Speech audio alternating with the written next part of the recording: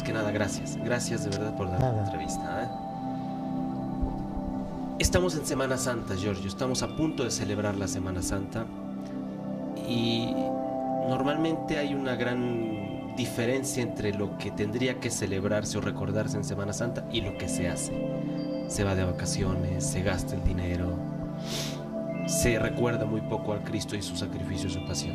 Antes que nada, quisiera que nos hablaras un poco de qué significa para ti, cómo nos puedes hablar de esa pasión, de ese sufrimiento y de esa resurrección. Daniel, la visión que yo tengo desde 16 años, primero fue con la Virgen de Fátima, cuando empezó este dolor que yo tengo, estas sanguinaciones diarias. Después la visión continuó con el Cristo mismo. Yo veo la figura del Cristo muy similar a la sábana santa. Y tuve también la oportunidad una vez de tocarlo, de compartir con él. Entonces el sacrificio de la cruz, de la Semana Santa, en esta semana que es sagrada, sí, tendría que ser todos los días. No es suficiente creer en el Cristo, porque como tú has dicho en la pregunta, hoy en esta Semana Santa que se recuerda la crucifixión y la resurrección del Cristo, nos vamos de vacaciones, pero creemos en Cristo. Nos tomamos la comunión, pero hacemos cosas mundanas. Entonces la visión que yo tengo insiste en el decir que yo anuncie, que yo puedo anunciar, me invita a anunciar que no es suficiente creer en Él. Ocurre actuar, poner en práctica, que es la demostración si eres verdaderamente cristiano. Y actuar hoy significa renuncia, trabajar a favor de la vida. Por todo lo que está pasando en el mundo, no se tendría que tener tiempo ni siquiera para comer, por cuántas cosas tenemos que hacer para ayudar a los niños que se mueren de hambre, al sufrimiento, a las guerras injustas, a las grandes criminalidades que hay, a la contaminación del planeta. Entonces, en esta semana, creer no es suficiente. No solamente en esta semana, que es la más importante de todo el año. En todo el año tenemos que poner en práctica. ¿Qué puedo decir? Que la señal que yo tengo invita a esto y anuncia ahora más que nunca la segunda venida de Cristo. Me gustaría que nos pudieras hablar de esta segunda venida. Se especula mucho, se dice mucho, pero no se puede demostrar mucho. Sin embargo, hay profecías. Háblame un poco de esa segunda venida. Hay muchas profecías. Profecía de Nostradamus, la profecía maya, la profecía de Medjugorje, la profecía del Apocalipsis. Pero la profecía más grande la anunció el mismo Cristo. Nadie habla de esto, Daniel, casi nadie. Por esto me toca a mí hacerlo. Háblanos de ello. El Cristo, cuando termina el Evangelio, todos los 4 evangelios, empiezan los hechos de los apóstoles. Ahí el Cristo se asciende al cielo. Todo el mundo lo puede leer, no estoy revelando nada de nuevo. Delante de sus apóstoles, el Cristo asciende al cielo, adentro de una esfera, de una nube de luz. Y adentro de esta nave de luz, voces de ángeles dicen a los hombres que están abajo ahí llorando que el Cristo se está subiendo al cielo. Estas voces le dicen: hombres de Israel, ¿por qué lloran? ¿Por qué están tristes? Este Jesús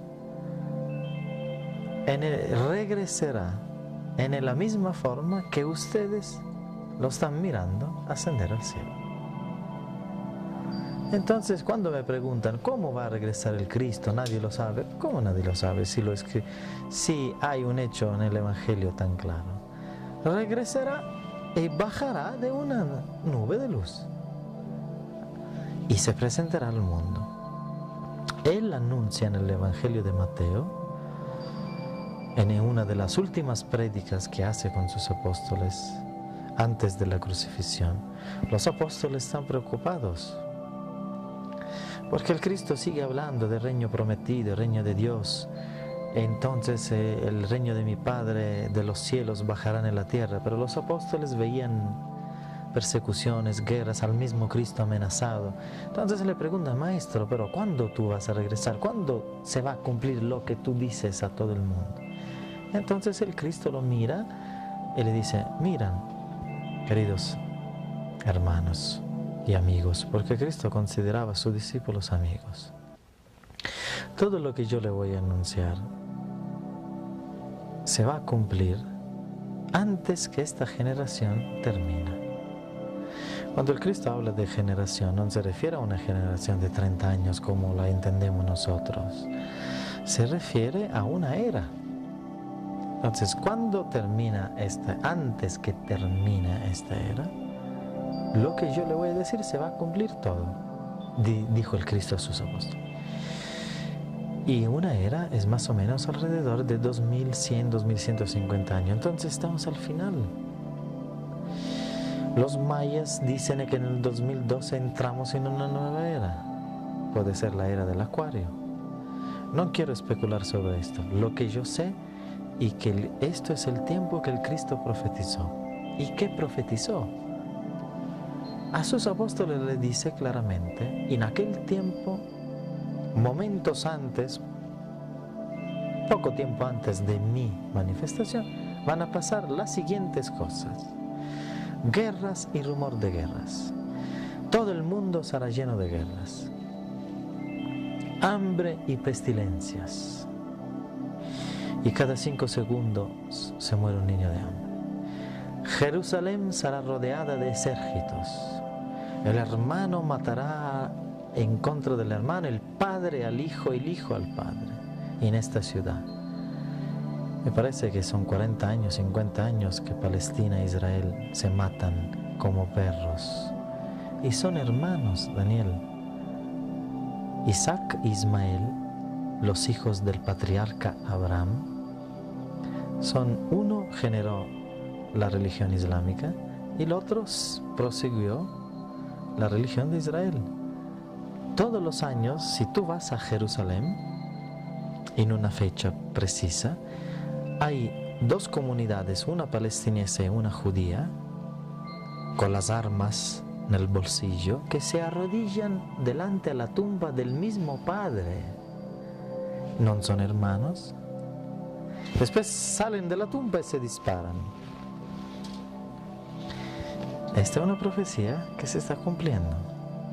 Después el Cristo anuncia que los niños tendrán visiones. Y las apariciones marianas, tú en tus videos me parece que eres un experto de no son la mayoría de niños, pocos hombres adultos, la mayoría son niños.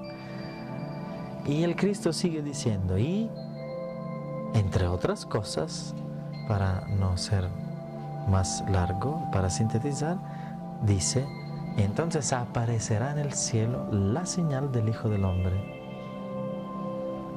que es la cruz.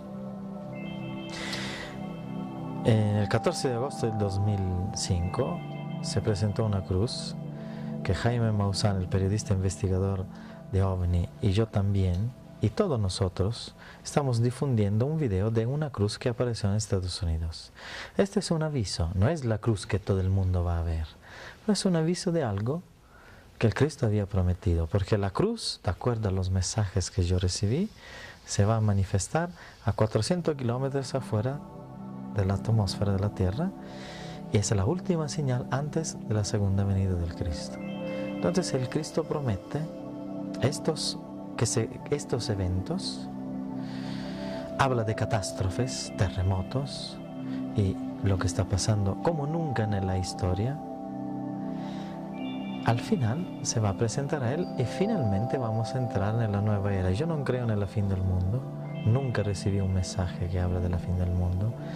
Se habla del final de los tiempos, de juicio final, pero no del final del mundo. Del gran cambio, la final de una era y el inicio de otra.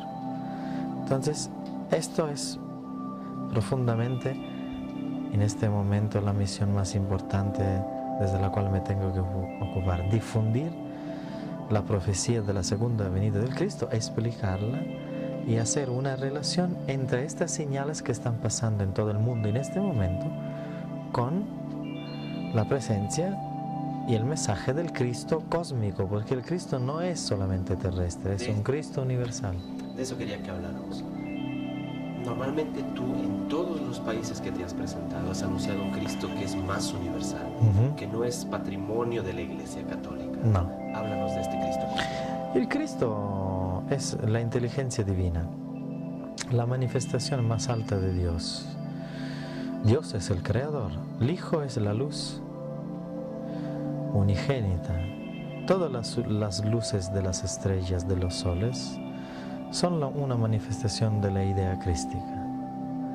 Y cuando una civilización precisa un empuje evolutivo, esta inteligencia divina se incorpora en el ser más evolucionado que aquella civilización tiene. Hace 2000 años Jesús, el Maestro Jesús, incorporó al Cristo. Cristo incorporó al Maestro Jesús. Entonces el Cristo es cósmico. Hace millones de años, cientos de millones de años, ya el Cristo bajaba y visitaba otros mundos, redimía otras civilizaciones, mucho antes que la nuestra. Y estas civilizaciones, gracias a la ley del amor, han evolucionado rápidamente y se han convertido en lo que para nosotros son ángeles. Ángeles, seres más evolucionados. Entonces el Cristo no es el centro del mundo, del planeta Tierra, pero es el centro del universo. Se habla mucho de este